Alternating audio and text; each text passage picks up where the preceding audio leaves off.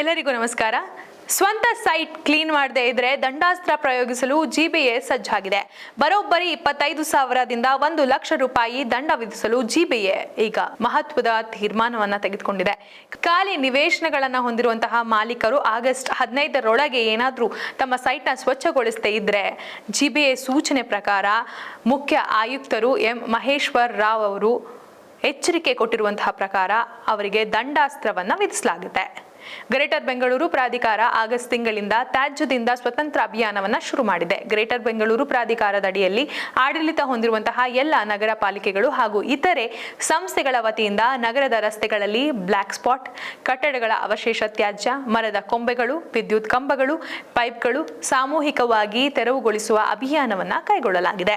ನಗರದ ಎಲ್ಲ ಖಾಲಿ ನಿವೇಶನಗಳ ಮಾಲೀಕರಿಗೆ ಹಲವು ಸೂಚನೆಗಳು ಸಹ ಕೊಡಲಾಗಿದ್ದು, ಒಂದು ವೇಳೆ ಅವರ ಖಾಲಿ ನಿವೇಶನಗಳನ್ನ ಸ್ವಚ್ಛಗೊಳಿಸದೇ ಇದ್ದಲ್ಲಿ ಮಹಾ ದಂಡಾಸ್ತ್ರವನ್ನ ಅವರ ಮೇಲೆ ಪ್ರಯೋಗ ಮಾಡಲಾಗುತ್ತೆ ಅಂತ ಹೇಳಿ ಜಿಬಿಎ ಈಗ ಎಚ್ಚರಿಕೆಯನ್ನ ಕೊಟ್ಟಿದೆ.